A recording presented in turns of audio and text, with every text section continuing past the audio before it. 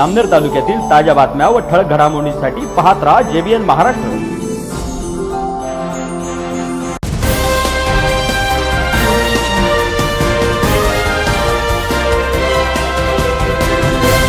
नमस्कार, मी ललिता गोपाळ। पाहूया काही ठळक वृत्त। शासनाच्या शिष्यवृत्ती परीक्षेत गुणवत्ता यादीत स्थान टिकवण्याची परंपरा जामनेर इंग्लिश स्कूल शाळेने कायम राखली आहे।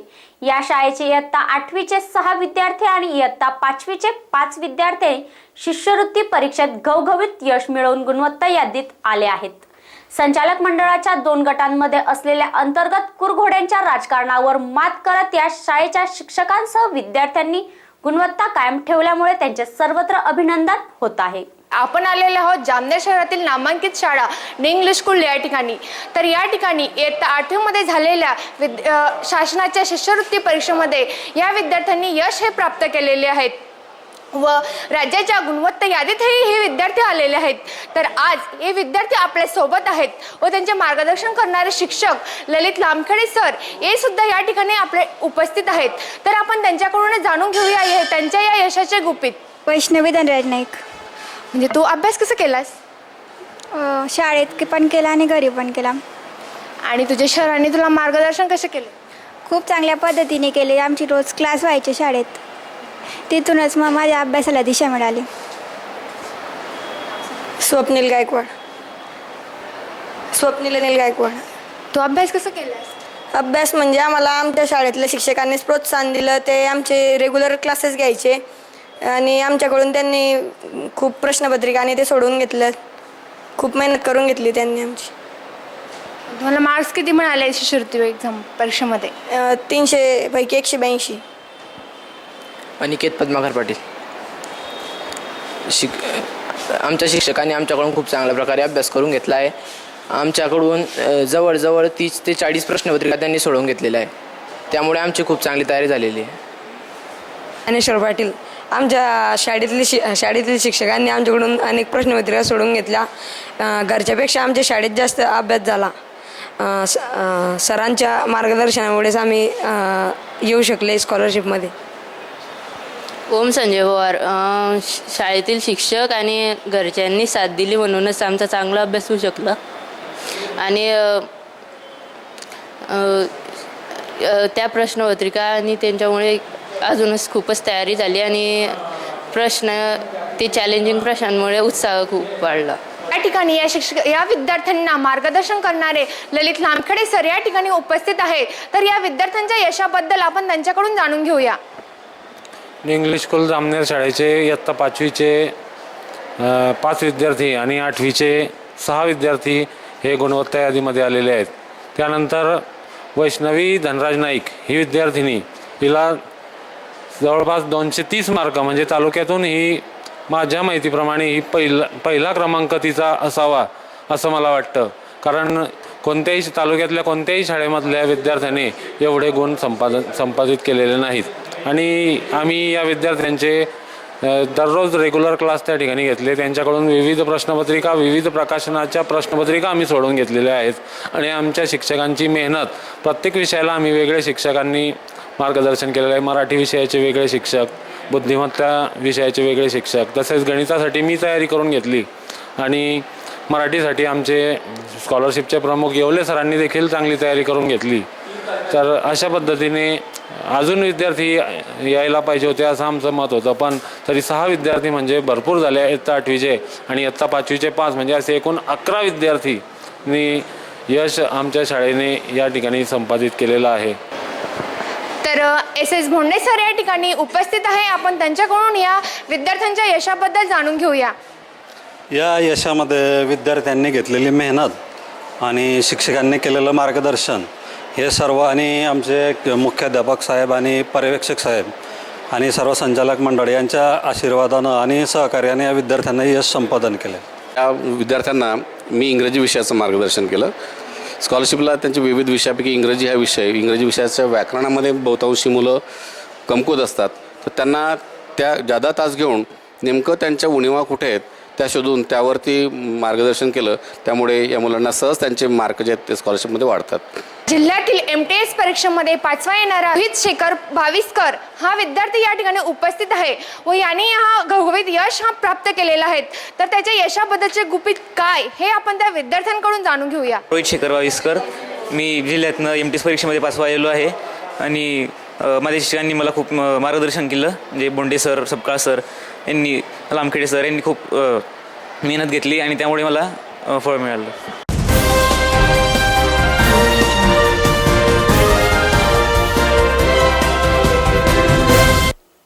फत्तेपूर गावासह परिसरातील 17 गावांना पाणी पुरवठा करणारी योजना ठप्प झाल्यामुळे आज फत्तेपूर येथील संतप्त ग्रामस्थांनी रास्ता रोको आंदोलन केले. विशेष म्हणजे या आंदोलनात सत्तारूढ भाजपाचे सरपंच आणि पदाधिकारी उपस्थित होते. तोंडापूर धरणावरून होत असलेला पाणी पुरवठा गेल्या महिनाभरापासून बंद असल्याने फत्तेपूर येथील संतप्त ग्रामस्थांनी प्रशासनाचा निषेध म्हणून रास्ता रोको केला. बीडीओ श्रीकृष्ण इंगळे यांनी आंदोलनकर्त्यांना पाणी पुरवठा त्वरित सुरू करण्याचे लेखी आश्वासन दिल्यामुळे अखेर हे आंदोलन स्थगित करण्यात आले. राज्याचे जलसंपदा मंत्री नामदार गिरीश महाजन यांच्या स्वतःच्याच तालुक्यात स्वयंकांनीच केलेले हे आंदोलन सर्वात चर्चेचा विषय ठरले आहे. आपण बघू शकता की फत्तेपूर बस स्थानक चौकात, मुख्य चौकात या ठिकाणी रास्ता रोको आंदोलन करण्यात आलेलं आहे. पूर्ण फत्तेपूर ग्रामप्रशासन असेल, सरपंच असतील, उपसरपंच असतील, सदस्य असतील किंवा मग इतर नागरिक असतील, संतप्त नागरिक आहे फत्तेपुरातील, की 1 महिन्यापासून 17 गाव पेयजल योजनेअंतर्गत जे तोंडापूर धरणातून पाणी पुरवठा होतो तो ठप्प झालेला आहे आणि ग्रामस्थांना आणि ग्रामपंचायतचे जे सदस्य सरपंच असतील यांना लहान त्रास सहन करावा लागत आहे. जिल्हा परिषद प्रशासन हे वारंवार त्यांचा वीज पुरवठा खंडित करत आहे आणि त्यामुळे गावाला व्यवस्थित पाणी पुरवठा केला जात नाही. आंदोलन आहे गावकरी मंडळींसाठीच आहे, पण हे म्हणजे बीडीओ साहेबांनी आमच्या ज्या गावकरी मंडळींना 1 महिन्यापासून जो पाणी पुरवठा सुरळीत होत नाहीये, 80% रक्कम भरून जरी आमच्या फत्तेपूर नगरीला जर पाणी पुरवठा व्यवस्थित होत नसेल तर या पाणी पुरवठ्याचा काही एक उपयोग नाही आहे. तरी जोपर्यंत बीडीओ साहेबांनी आमच्या या ग्रामपंचायतीची ज्या पाणी योजनेची जी लाईन आहे ती सुरळीत आम्हाला व्यवस्थितपणे कायम होईल त्याचा तोडगा काढावा, तोपर्यंत हे आंदोलन असंच चालू राहील. ग्रामपंचायतचा पाणी पुरवठा सुरळीत चालू होत नाही तोपर्यंत आंदोलन हे असंच चालू राहणार आहे. आणि एक प्रकारे पैसा थोडासा भरून देखील शासनाचा एक अन्याय आमच्यावर असं म्हणणं येत होता. आंदोलन की आस्ते यहाँ खड़े हैं तो 1 महीना भर हुआ, अभी बराबर पानी नहीं आ रहा, वो नहीं आ रहा, इसलिए सब हमारे को यह है कि पानी की हमारी सोई करना चाहिए. और पानी 1 महीने से अभी पानी की बहुत किल्लत है, पानी की बहुत तकलीफ हो रही है. पासून सरपंच साहेबांना स्वतः त्यांच्या विहिरीहून पाणी पुरवठा गावासाठी केलेला आहे. ते 17 गावाची योजना आहे, ते 17 गावाला पाणी पुरवतं त्यांचं काम आहे. तोंडापूर धरणाहून जे पाणी येतं फिल्टर ते सर्व गावाला पाणी पुरवायचं हे शासनाचं काम आहे. पंचायत समितीचं, जिल्हा परिषदचं त्यांचं काम आहे. इथं लोकांना वेळेवर पाणी मिळत नाही. शेतात लोक मजूर सकाळी जातात त्यांना पाणी मिळत नाही, तिथून आल्यावर पाणी मिळत नाही. मग पाणी भरायचं केव्हा ते या शासनानं लक्ष घेऊन हे पाणी पुरवठा जे आले पावसाळ्याचे दिवस आहे पाणी मिळत नाही तर शासनानं हे लक्ष घेऊन पाणी पुरवठा व्यवस्थित करायला पाहिजे असं गावकऱ्यांचं सर्वांचं म्हणणं आहे. 17 गाव पाणी पुरवठा योजना ही काही तांत्रिक अडचणांमुळे गेल्या 5-7 वर्षांपासून फार त्रासदायक ठरत आहे. मुळात ही योजना अंमलात आणताना योजना बसली पाहिजे म्हणून गावातील घरांच्या संख्येपेक्षा दुप्पट 2.5 पट नळ कनेक्शन दाखवून ही योजना त्यावेळी अंमलात आणली गेली. योजना अंमलात आणल्यानंतर अवास्तव नळ कनेक्शन दाखवलेले असल्यामुळे योजनेची थकबाकी मोठ्या प्रमाणावर दिसत होती. या एकूण 17 गावांमध्ये जी थकबाकी होती ती 27 कोटी रुपये दिसत होती. याबाबत आम्ही निवडून आल्यानंतर या योजनेचा मी सविस्तर अभ्यास केला. पंचायत समितीला पाणी पुरवठा विभागाची एक मीटिंग होती. त्या मीटिंगमध्ये मुद्दा मांडला की गावातील घरसंख्येपेक्षा नळ कनेक्शन अतिरिक्त दाखवले आहे. माझ्या त्या सूचनेवरून अधिकाऱ्यांनी मी त्यांना पुराव्यानिशी ते पुरावे दिले की नळ कनेक्शन अतिरिक्त आहेत. त्यांनी त्यावर अभ्यास केला आणि सविस्तर अभ्यास करून 27 कोटी रुपयांची थकबाकी ही फक्त 1 कोटीवर आली. त्यात बऱ्याच अडचणी अजूनही त्या योजनेच्या आहेत. फिल्टर प्लॅन्ट या योजनेवर आहे परंतु तो गेल्या 7-8 वर्षापासून कार्यान्वित नाही. आणि आम्ही जी आकारणी भरतो, पाणीपट्टी जी भरतो ही पाणीपट्टी शुद्ध पाण्यासाठी आहे. लोकांना त्रास होऊ नये, आजार होऊ नये त्यांचं आरोग्य चांगलं राहावं यासाठी आम्ही पाणीपट्टी भरतो. पाणीपट्टीची आकारणी ज्या पद्धतीत जिल्हा परिषद करते त्या पद्धतीत त्याचं विवरण होत नाही. एकूण 100%पैकी 20% ही आकारणी जी झालेली आहे त्या वसुलीमध्ये 20% खर्च हा देखभाल दुरुस्तीवर आणि 80% वीज बिलासाठी आहे. परंतु आतापर्यंत गेल्या 2008-09 पासून ते आज तागायत फत्तेपूर ग्रामपंचायतीने 26 लाख रुपये जिल्हा परिषदेला भरलेले आहेत. परंतु जिल्हा परिषदेने तो पैसा अतिरिक्त ठिकाणी वापरला, इतर ठिकाणी वापरला, त्याच्यात वीज बिल भरणा केलेला नाही. मुळात त्या नियमच असा आहे की 20% रक्कम ही देखभाल दुरुस्तीसाठी आणि 80% वीज बिलसाठी भरली पाहिजे. ते न भरल्यामुळे वेळोवेळी हा वीज पुरवठा खंडित केला जातो आहे. 17 गावांपैकी आज 6 ते 7 गावं फक्त या योजनेवर अवलंबून आहेत. त्यातही तोंडापूर, फत्तेपूर आणि वाकोट ही 3 गावे फक्त वीज बिल भरतात. अन्य मधली गावे 8 ते 10 वर्षापासून त्यांनी 1 रुपया भरलेला नाही. अशा भरणा न करणाऱ्या गावांच्या लोकांवर नळ कनेक्शन कट केले गेलं पाहिजे किंवा त्यांची जे ग्रामसेवक आहेत त्यांच्यावर कारवाई झाली पाहिजे. या योजनेचा संपूर्ण लोड फक्त फत्तेपूर ग्रामपंचायतीवर येतो आणि वारंवार फत्तेपूर ग्रामस्थांना हा त्रासाला सामोरं जावं लागतं. पावसाळ्यात आम्हाला टँकर लावावं लागतं, याची आम्हाला लाज वाटते. ही योजना सुरळीत चालायची असेल तर थकबाकीची वसुली ही सर्व ग्रामपंचायतींची आहे ती झाली पाहिजे. फक्त फत्तेपूर ग्रामपंचायतीवर सक्ती करून चालणार नाही. फत्तेपूर ग्रामपंचायत बिल भरतेच आणि आजही भरायला तयार आहे. परंतु फत्तेपूरप्रमाणेच अन्य ग्रामपंचायतींकडूनही वसुली करून घेण्याची जबाबदारी ही प्रशासनाची आहे. मात्र जिल्हा परिषद प्रशासन त्या विभागाकडे किंवा त्या विषयाकडे लक्ष न देऊन फक्त फत्तेपूर, तोंडापूर आणि वाकोट अशा 3च गावांना टार्गेट करत असताना त्याचं एकंदरीत परिस्थितीवरून जाणवत आहे. त्याचप्रमाणे याचबरोबर गोद्री धरणावरून फत्तेपूर गावासाठी 2.5 कोटी रुपयांची पाणी पुरवठा योजना कार्यान्वित करण्याचा निविदा निघालेली आहे. त्या संदर्भातलं टेंडरही झालेलं आहे. 2 वर्षापासून योजनेचं बहुतांशी कामही झालेलं आहे. परंतु काही तांत्रिक अडचणींमुळे आजपर्यंत ती योजना कार्यान्वित होऊ शकली नाही. ही योजना का कार्यान्वित होत नाही याबाबत आम्ही वारंवार जिल्हा परिषद आणि पाणी पुरवठा विभागाच्या अधिकाऱ्यांकडे तक्रारी केलेल्या आहेत. त्यांना प्रत्यक्ष भेटलो आहे. मात्र जिल्हा परिषद प्रशासनाकडून संबंधित ठेकेदाराला आजपर्यंत एक नोटीस दिलेली नाही अशी माझी खात्रीलायक माहिती आहे. आम्ही गावाला 100% आणि व्यवस्थित पाणी पुरवठा करावा हीच इच्छा आम्ही बाळगून आहोत. परंतु या तांत्रिक अडचणीमुळे या गोष्टी होऊ शकल्या नाही आजपर्यंत. मात्र यापुढे आम्ही त्यासाठी लढा देणार आहोत आणि सुरळीत पाणी पुरवठा करण्यासाठी 100% प्रयत्न करणार आहोत. जिल्हा परिषद प्रशासनाने आम्हाला सहकार्य करावं ही आमची त्यांच्याकडनं अपेक्षा राहील. धन्यवाद.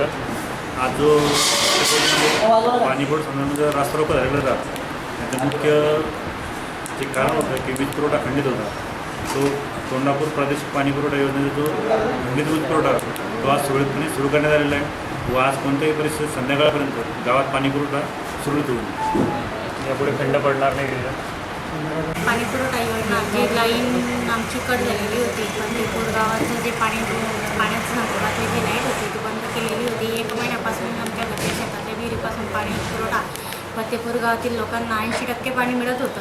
पण 20% लोकांना म्हणजे लाईनची व्यवस्था, पाईपलाईनची व्यवस्था नसल्यामुळे त्यांना ते स्थगित झाल्यासारखं होत होतं. त्यांना पाण्याचा खूप प्रॉब्लेम येत होता. त्यांनाच नाही तर पूर्ण गावकरी मंडळींना तो येत होता. पण 80% लोकांना तर काही थोड्या स्वरूपात मिळत होतं. तेवढं त्यांच्या मनाची समाधानी होत होते. आणि पावसाळ्या दिवसामध्ये जर असा प्रॉब्लेम येतो ही सर्वात माझ्यासाठी तरी खूप लाजिरवाणी गोष्ट आहे.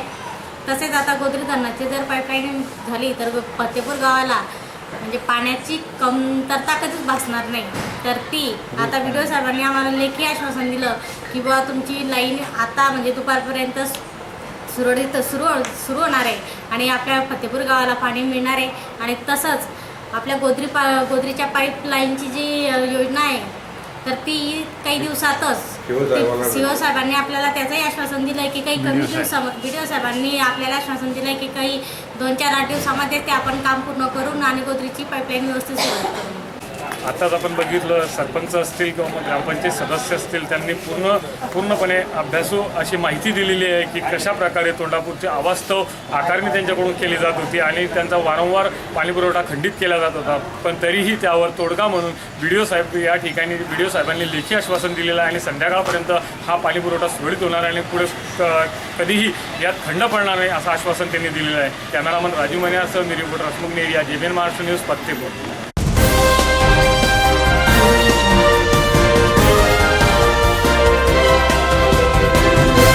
शासनाने निकषासह दिलेल्या कर्जमाफीमध्ये 50% शेतकरी सुद्धा बसत नसल्याने देऊळगाव गुजरी येथील शेतकऱ्यांनी शासनाविरुद्ध रोष व्यक्त केला आहे. देऊळगाव गुजरी येथील विकास सोसायटीमध्ये सभासद असलेले कर्जदार शेतकरी शासनाच्या या निकषामुळे हवालदिल झालेले आहेत. शासनाने कोणतेही निकष न लावता शेतकऱ्यांना सरसकट कर्जमाफी द्यावी अशी मागणी येथील शेतकऱ्यांनी केली आहे. मी संतोष राठोड देऊळगाव येथील एक कर्जदार शेतकरी म्हणून आपल्यासमोर उभा आहे. शासनाने कर्जमाफी संदर्भात जो काही धोरण अवलंबलेला आहे हा धोरण म्हणजे एक प्रकारचा काही शेतकऱ्यांवर अन्याय आणि काहींना न्याय ह्या प्रकारचा हा निर्णय शासनाने घेतलेला आहे. मला एक सांगायचं आहे की 2011च्या आधी ज्या शेतकऱ्यांनी कर्ज घेतलेला आहे, जो शेतकरी कर्जबाजारी आहे, त्याला या सरकारने विशेष अशी काही सवलत दिली होती का की जेणेकरून बियाणं याच्यामध्ये त्याला काही सूट दिली होती का? किंवा जे 2011-12 नंतर जे शेतकरी आहेत त्यांना कर्जमाफी दिली त्यांनी विशेष काही केलं का की त्यांना सूट मिळावी आणि 2011 नंतरच्या शेतकऱ्यांना मिळू नये? हा एक प्रकारचा अन्याय आमच्यावर झालेला मला दिसतोय. कारण समान संधी समान हक्क हा जनतेचा हक्क आहे, न्याय हक्क आहे, शेतकऱ्यांना तो मिळाला पाहिजे. परंतु सरकारने याच्यामध्ये काही त्रुटक अशा अटी टाकल्या की ज्याच्यामुळे बऱ्याच शेतकऱ्यांना याचा लाभ होत नाही आहे. आणि जुना कर्जदार तो कर्जदारच आहे आणि कर्जामध्ये बुडून पुन्हा तो कर्जदार होणार. त्याच्याकडे पैसा उपलब्ध नसल्यामुळे तो कर्ज भरू शकत नाही आणि इच्छा असूनही तर कर्ज भरण्याची इच्छा असूनही कर्ज भरायला त्याच्याकडे पैसा उपलब्ध नाही आहे. आवर्षण प्रवरण, नैसर्गिक आपत्ती यामध्ये सातत्याने तो शेतकरी हवालदिल झालेला आहे. आम्ही शासनाला हेच म्हणतो की निसर्गाने साथ दिली तर तुमची काही गरज नाही, पण निसर्ग आम्हाला साथ देत नाही, त्याच्यामुळे तुम्हाला आम्हाला कर्जमाफी मागण्याची वेळ आलेली आहे. नाहीतर शेतकरी स्वयंपूर्ण आणि स्वावलंबी आहे. आम्ही पिकवतो म्हणून जग चालतंय, यात काही शंका नाही. आम्ही शेतकरी आहोत, आम्ही पूर्ण जगासाठी पिकवतोय. आम्ही स्वतःचं पोट भरण्यासाठी कोणता व्यवसाय चालवलेला नाही आणि आम्हाला कर्जमाफी नाही. हे तर असं झालं की घरात आमचा शेतकरी बिचारा मजुरी करणारा शेतकरी बाजार जर करून आणत असेल, त्याच्या घरामध्ये 10 मुलं असेल तर समान वाटा, खाऊचा वाटा सुद्धा तो समान हक्काने सर्व मुलांना वाटतो.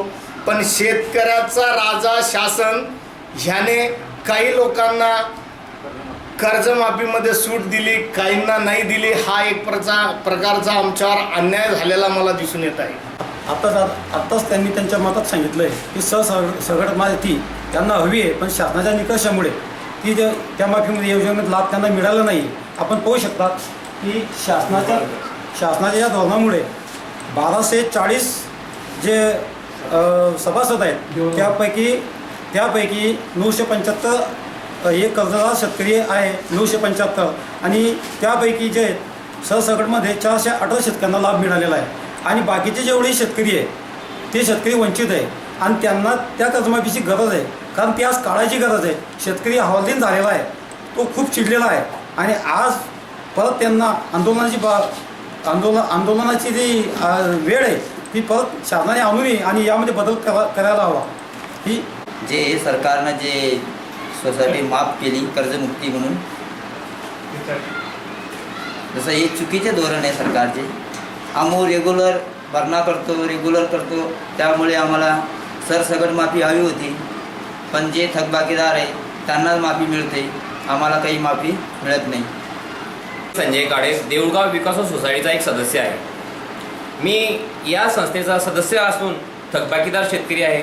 अगोदर रेग्युलर होतो, परंतु काही कारणास्तव थकबाकीदार झालो. त्याला आमचे शेती आणि शासनाचे धोरण हे अवलंबून आहे. अगोदर रेग्युलर असताना 2007 आणि 8मध्ये जेव्हा सरकारने कर्जमाफी केली त्यावेळेस थकबाकीदार शेतकऱ्यांना कर्जमाफी होणे आवश्यकच होते. परंतु जो रेग्युलर शेतकरी आहे त्याचाही शासनाने विचार करणे हे गरजेचे आहे. रेग्युलर शेतकरी म्हणजे काय, तो सक्षम नसून तो इकडनं तिकडनं पैसा आणून रेग्युलर भरतो म्हणजे तो सक्षम आहे का, याचाही सरकारने विचार करणं फार गरजेचं आहे. सक्षम असलेला शेतकरी आहेत, परंतु त्यातले बरेचसे शेतकरी असे आहेत की जे इकडनं तिकडनं पैसे आणतात आणि सोसायटीमध्ये आपली पत राहावी, बँकेत आपली पत राहावी म्हणून ते रेग्युलर राहतात. त्यांचाही शासनाने विचार करणं फार गरजेचं आहे. अशा शेतकऱ्यांना शासन फक्त काय देते, एक आम्हीच देते की आम्ही तुम्हाला काही हे देऊ ते देऊ. केव्हा देणार? शेतकऱ्याला आज 25% कर्जमाफी देणार आहेत. 25%त काय होते? कमीत कमी 50% किंवा सरसगट कर्जमाफीची फार आवश्यकता होती. त्यामुळे शेतकरी नाराज झाले नसते, सर्व शेतकऱ्यामध्ये समानता आली असती. अशामध्ये शेतकऱ्यामध्ये द्वेष तयार होते आणि सरकारविषयी जी भावना तयार होते ती चुकीची आहे. अशा चुकीच्या भावनेमुळे शेतकऱ्यामध्ये एक संतापाची लाट तयार होते. सरकारने या सर्व गोष्टीचा विचार करून सरसगट कर्जमाफीची आवश्यकता आहे आणि ती सरसगट कर्जमाफी होणे हीच गरजे आहे आणि हीच आमची सर्व शेतकऱ्यांची मागणी आहे. 1 हेक्टर 47 आर जमीन आहे. माझे 2 मुलं 1 मुली आहे. त्याच्यानंतर माझ्या मुलीचं लग्न, माझ्या मुलाचं लग्न केलेलं आहे. त्यांना 1 एकर शेती गहाण ठेवून सनी कर्ज काढून सनी मुलीचं लग्न केलेलं आहे. त्याच्यानंतर शेतकऱ्याला कोणतंही कर्जमाफी झालेली नाही आहे. ते 2012पासून पहिल्यांदा सांगितलं सरकारनं की सरसगट माफी करू आणि नंतर त्यांनी 2012पासून घेत आहे. मागच्या शेतकऱ्यांनी काय करायला पाहिजे, त्याच्यानंतर शेतकरी कोणतंच सरकारला माफ करणार नाही अशी माझी भूमिका आहे. सरकारनं सगळ्यासाठी सरसगट माफी केली पाहिजे अशी माझी म्हणणं आहे. जुमन असं JBN महाराष्ट्र न्यूज राजेंद्र देवळगाव.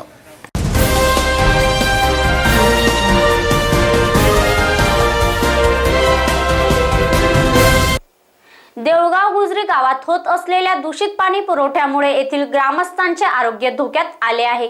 येथील ग्रामपंचायत प्रशासनाचा कारभार हा रामभरोसे झालेला असून नागरिकांच्या आरोग्याशी येथील सरपंच ग्रामसेवक खेळत असल्याचे चित्र आहे. देऊळगाव गुजरी गावात गटारी स्वच्छ न केल्यामुळे सर्वत्र दुर्गंधी पसरली असून यामुळे ग्रामस्थांना साथीच्या रोगाची सुद्धा लागण झाली आहे. येथील ग्रामसेवक माळे यांनी या समस्येवर त्वरित उपाययोजना केली जाईल असे JBN महाराष्ट्र न्यूजशी बोलताना मात्र सांगितले आहे. आपण पाहू शकता की या वार्डामध्ये रस्ता आणि नळाचं पाणी आणि हे घाणीचं साम्राज्य जे पसरलं आहे त्यामुळे जे लागली साथ आहे. बोलतोय आमच्याकडे ती सुविधा काहीच नाही आहे.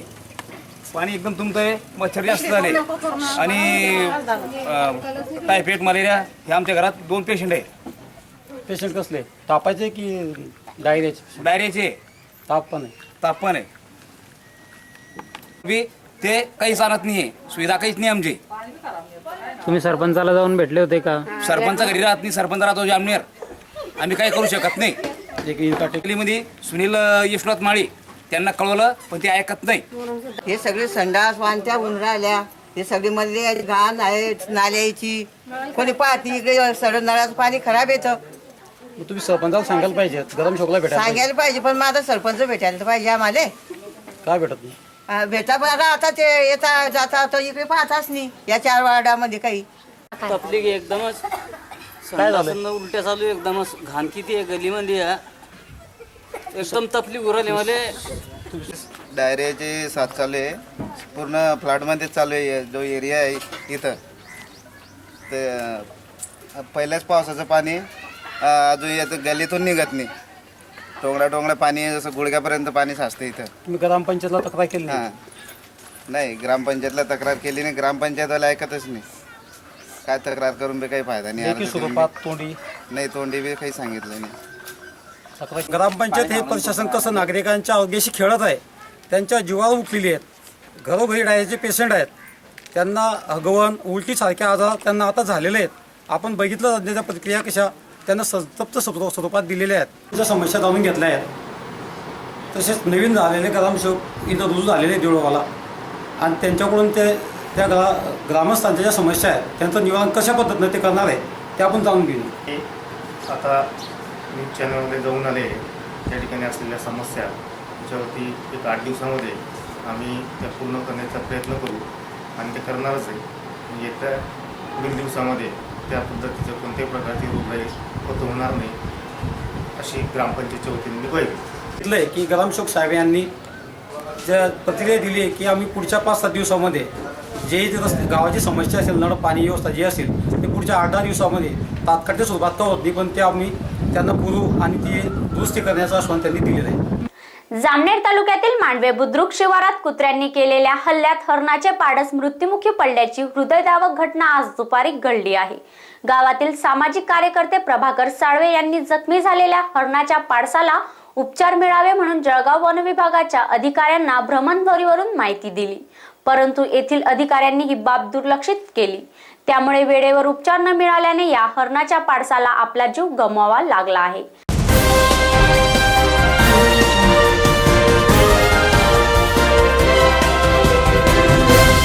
पुन्हा भेटू, तोपर्यंत पाहत राहा JBN महाराष्ट्र न्यूज. नमस्कार.